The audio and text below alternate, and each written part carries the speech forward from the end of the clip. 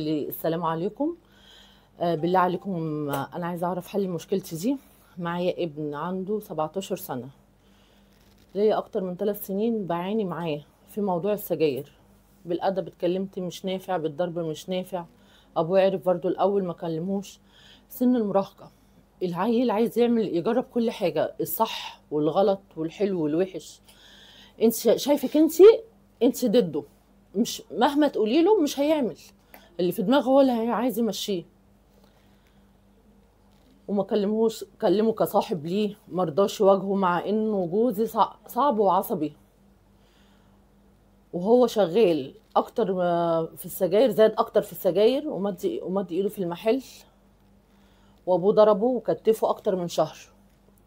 وبرضه مصمم، وكل شويه لو حد جعل له اي كلمه اي فعل يلم هدومه في الشنطه ويهدد ان هو هيمشي.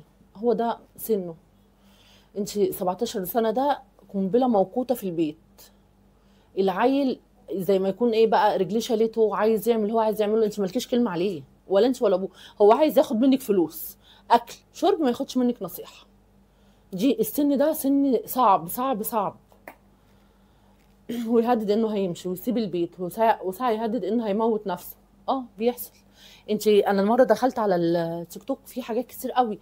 حاجه اسمها مش عارفه ايه كده، العيال لو اتخانقوا مع حد ده يعور التاني، يعور نفسه عشان ده متخانق. حاجه بصراحه مشكله. لو في اي مشكله عايز يجري على الشباك يرمي نفسه. وساعه الاقي في جيبه موس. وباباه تعب معاه وطرده بره البيت. اتدخلت الناس على اساس انه خلاص بطل وتصالح حاله، ورجع هو في اولى ثانوي. ابوه راح يسال عليه، المدير قال له ابنك بيشرب سجاير. وابوه اتعصب وحلف طلاق ما هو داخل البيت تاني. طبعا انت في موال، ما مش عارفه ترضي ابوه ولا خايفه على ابنك. بس هو مش عارفه. الطرد برضو مش حل. الطرد اللي انت بتوريه سكه السكه الغلط اكتر. اما تطرده خلاص، هو كل حاجه متاحه ليه. هيسرق بقى عشان يشرب سجاير، هيتلم على اصحابه، بس هو كده كده متلم عليهم.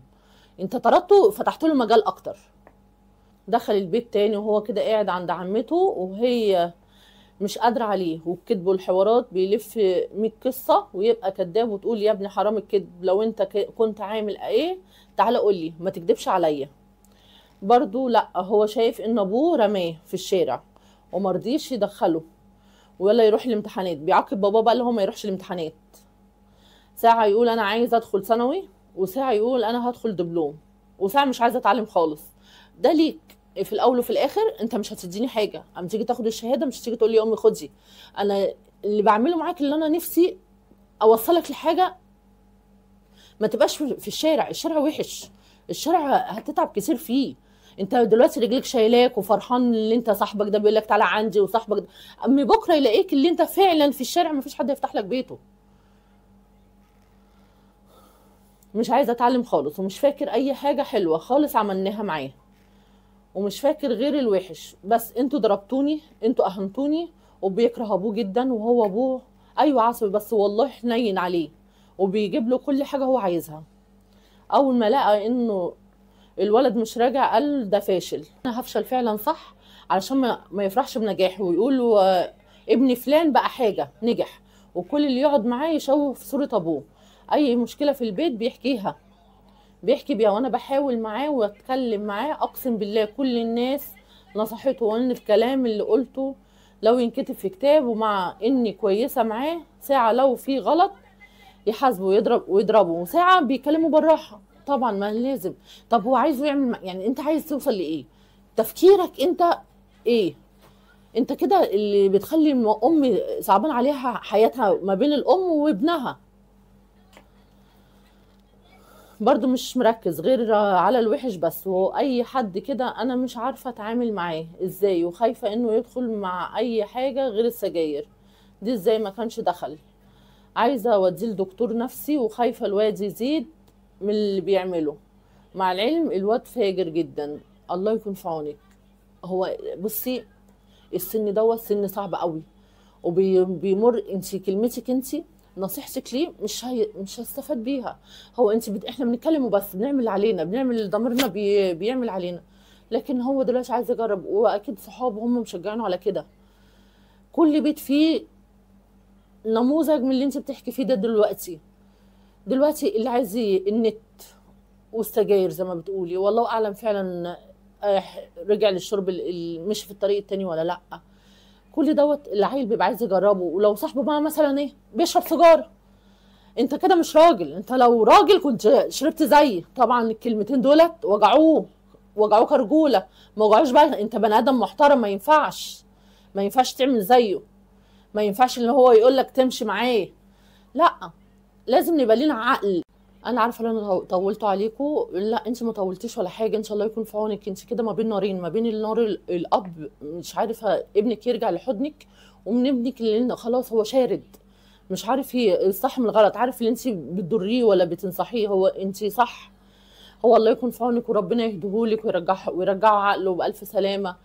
وان شاء الله يكون منتجكم تجيلها تكون مريحاه.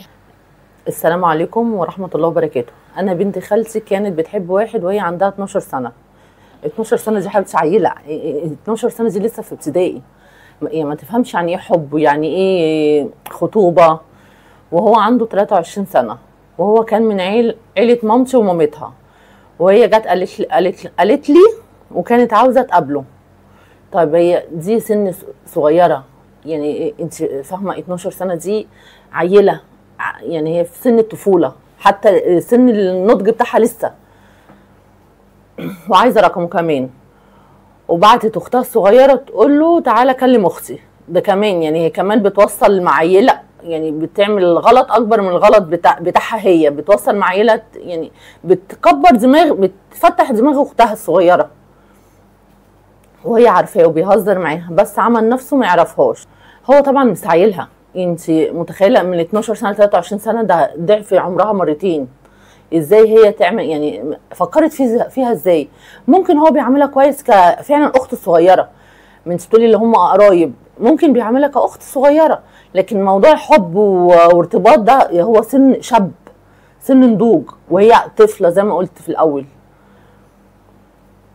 وبعد كده مشت وراحت جابت رقمه من على النت. يعني هي برضو عماله تزن على خراب عشها، هي مش عايزه تسكت. وكمان كانت عامله له طلب صداقه، وجابت رقمه وكلمته كذا مره. في المره الاولى قالت له انها بتحبه. هو ده مش حب، هو ده مش فاهماه. يعني ممكن فهمت اهتمامه بيها اللي هو بيحبها، لكن هي اللي هي فيه ده طفوله. في المره التانيه قالت له فكر. ده هي مصممه. افرض هو فعلا الشاب دوت مش كويس وخد على قد عقلها وعمل حاجات مش كويسه، ايه حلها؟ وقالت له انت زي، راح هو قال لها انت زي اختي الصغيره، انا عندي 23 سنه وهي كانت بتقول له انها عندها 13 سنه، وهو كان بيشرب حشيش. يعني هو كمان اصلا سلوكه مش حلو. تحمد ربنا اللي هو ما خدهاش في طريق تاني، في سكه تانيه خالص. سكه بقى هو لقى عيله مصممه، وده ممكن ياخدها في طريق وحش. وتالت مره بنت اللي ردت عليها وقالت لها انت بترني على الرقم خطيبي. والله اعلم هو كان بيقلد صوت بنت ولا هو جايب بنت فعلا عشان يتهرب منها. طب تحمد ربنا اللي هو اتهرب منها. تبص ده وش وظهر. يعني احنا تحمد ربنا اللي هو فعلا ما خدهاش في طريق وحش. وهي بعدها كرهته وبقت بتشتم عليه شتام، وما كانتش قايله لحد غيري على الموضوع، انها كلمته في التليفون. بس انا خفت عليها ورحت قلت لماما. طيب انت صح، انت مشيتي في الطريق الصح، من حقك تخاف عليها. هي بنت خالتك زي اختك، لازم تخاف عليها، ومن حقك ان انت تقولي لمامتك. وقلت لماما وانا بقول لماما على كل حاجه. وماما قالت لي من زمان اقول لخالتك علشان تحتويها وتفهمها. هي مامتك برضو صح، لازم تقول لاختها لو عرفت اللي مامتك عارفه ممكن تقول لي هي ماشيه بنتها في الطريق الغلط، عشان هي مش بنتها، مش هتنصحها. وتحتويها وتفهمها، عشان خالتي كانت عصبيه جدا وما بتتفهمش حاجه زي كده. ماشي عصبيه، بس بنتي لازم اصاحبها، اشوف دماغها صاحبتها ممكن تسوحها. كويس اللي هي وقعت مع بنت خالتها، بنت خالتها هتفهمها الصح. ممكن بنت خالتها فعلا زي ما هي عملت هتخاف وتروح تقول لمامتها، هي كده خايفه عليها. مش موضوع اللي هي خبصت، لا هي ده خوف على بنت خالتها، وما كانتش بتتفاهم ولا محتوياها. فقعدت وماما قالت لها ما تقوليش عشان ما تضربهاش ويبقى الذنب عليا انا، لا خليها تقول لمامتها، يمكن مامتها تفوق فعلا وتصالحها، يعني تاخدها وتراضيها وتفهمها الصح من الغلط ويبقى الذنب عليا. وقالت لي انا هقول لها واخليها تفهمها بالراحه، وفعلا راحت قالت لخالتي، كلمت بنتها وقالت لها انا مش هعمل كده تاني. طب كويس، مامتها برضو اتفهمت الموضوع وقالت لي مش هتعمل حاجه تاني، بس لو عملتي كده تاني هخلي خالك ياخدك فوق السطح او في الشقه ويضربك. طب انت كده برضو فهمتها بطريقه غلط، انت معنى اللي انت ده غلط، ولو عملتي قررتي تاني انا هخلي خالك ممكن تكرره علشان خايفه، وما تجيش تقول لك عشان خايفه انت خالها يضربك. افرضي هي وقعت مع صاحبه مش كويسه والصاحبه دي مشيتها في الطريق ده، ايه الحل؟ انت اللي هتفهميها، انت اللي هتوعيها. احنا عيال بناتنا دلوقتي جيل الانترنت يا جماعه، يا جماعه والله التليفون مصيبه، التليفون مصيبه لاي بنت واي ولد. حتى ما تقوليش البنت مختلفه عن الولد، الولد برضو صعب. الولد لو مشي في طريق وحش ممكن الله اعلم ايه اللي يحصل فيه. البنت والولد بقوا واحد دلوقتي، لازم نخاف عليهم، لازم نوعيهم، لازم نبقى نقف جنبهم في كل حاجه وننزل لدماغهم. يمكن فعلا احنا دماغنا كأم وكأب احنا خايفين عيالنا يعملوا الغلط، بننبههم بطريقه غلط. ماشي، انزل لدماغ بنتي، انزل لدماغ ابني، اشوفهم بيفكروا في ايه. لكن ما يجيش ابني يقول لي تعالي مثلا، معلش يعني في الكلام، تعالي تمشي معايا، شوفي اوريكي البنت اللي انا ماشي معاها. مش هبقى ام انا كده، تحت الام دي ما ولا تتقال لي اصلا. لكن اوعيه يا حبيبي، انت لسه صغير، اما تشتغل وتبقى تمسك وظيفه تبقى عامل. البنوته نفس الكلام، امسك بنتي، يا بنتي حبيبتي انت لسه هتخرجي الكليه، هتخرجي شغلك، هتشوفي الحلو هتشوفي الوحش، وهتتعاملي مع الحلو والوحش. لازم نبقى نشوف، لازم عيالنا يبقوا تحت ايدينا. انا مش بقولك نسيطر، احنا ناخدهم على قد دماغهم، ناخد عيالنا فعلا بيفكروا ازاي، ننزل لدماغهم، ننزل اشوف بنتي دي. بنتي 12 سنه دي، انت فاهمه 12 سنه دي اولى اعدادي تقريبا ولا 6 ابتدائي، يعني ما فيش. انزل لدماغها، اشوف دماغها صاحبتها بتفكر لها في ايه. ممكن صاحبتها بنتي ما بتعملش الحاجه دي لكن صاحبتها بتعمل. افكر يعني اوصل لدماغ بنتي، اشوفها ايه، يعني بتفكر في ايه. ما يمكن الكلام اللي صاحبتها اللي تقولها عجبها وعايزه تجرب، ليه لا؟ هتقول ما انا هو انا اقل منها في ايه؟ ايه اللي ناقصني؟ طب انا احلى منها، ما اعملش ليه؟ لازم اوصل لدماغ بنتي وافهمها الصح من الغلط. وخالتي راحت قالت لامي، وامي قالت لها انا عارفه وبنتي ما بتخبيش، دي كمان راحت خبصت عليكي، راحت قالت انت بتمشي كمان مع واحد وامك عارفه. ماشي، انا صاحب بنتي للدرجه دي. قلت لسه قايله لا، ما ينفعش افهم بنتي الصح والغلط. لكن تيجي بنتي تقول لي انا ماشيه مع ولد واطوعها، ماشي، انا سني بنتي صغير، عارفه لو سن الشباب سن المراهقه تعالي وريهولي، تعالي عرفيني بيه. لكن يخش بيتي، هو لو ماشي صح وشاب هيخش بيتي، لكن انا في سن مراهقه، ازاي بنتي ابقى عارفه اللي بنتي بتكلم شاب وانا موافقه وما بتخبيش عني حاجه، وانا بدلها على الصح، مش بخليها تعمل حاجه من ورايا ولا حاجه حرام. هم في سن مراهقه، وبنتي خالتي بعد فتره حبت واحد تاني، هي مصممه تمشي في الطريق ده. انا بصراحه مش عارفه اقول لك ايه، يعني إيه 12 سنه 13 سنه، ايه اللي تعرف واحد واثنين؟ تحبي ايه الحب اللي هي فاهماه؟ حبيبتي الحب اللي هي فاهماه دلوقتي حب طفوله، مش حب عشره وحب جواز وحب خطوبه. كل دوت اللي هيجي فيما بعد سن العشرينات، مش 12 سنه و13 سنه. وقالت لي انت ما حرمت، قلت لها انت ما حرمتيش، قالت لي لا، وفضلت برضو وراها، وانا محتاره اقول لامي تاني ولا خايفه لا يكون حرام عليا، علشان حلفت لها ان انا ما اقولش لحد، وكنت خايفه لا اقول لامي تاني. لا، انت لازم حد يعرف.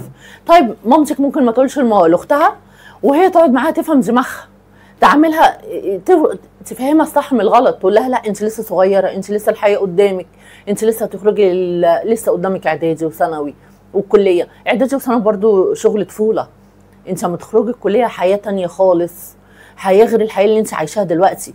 هتشوفي فعلا زمايلك، هتشوفي الحلو هتشوفي الوحش، وهتتعاملي مع كله، هتتعاملي مع الطبقات كلها. لازم تتعاملي، لازم تعرفي بنتك تمشيها في الطريق الصح، وابنك نفس الموضوع تمشيه في الطريق الصح. لكن يجي يقول لك انا صاحبي بيشرب سجاير، ليه ما اعملش زيه؟ هو انا اقل منه في حاجه؟ هو راجل وانا مش راجل؟ لا، دي مش رجوله. اللي انت تمشي مع بنتي مش رجوله. انت معاك ايه عشان تصرف عليها؟ انا ما ده المبدأ. بتصرف على من جيب ماما وبابا، ولا هي تسترجلك مش هتسترجلك. والبنت نفس الموضوع. حب ايه اللي انت ماشيه بيه؟ يا حبايبي بصوا لدراستكم وبصوا لحياتكم، هتقابلوا كتير وهتعرفوا كتير.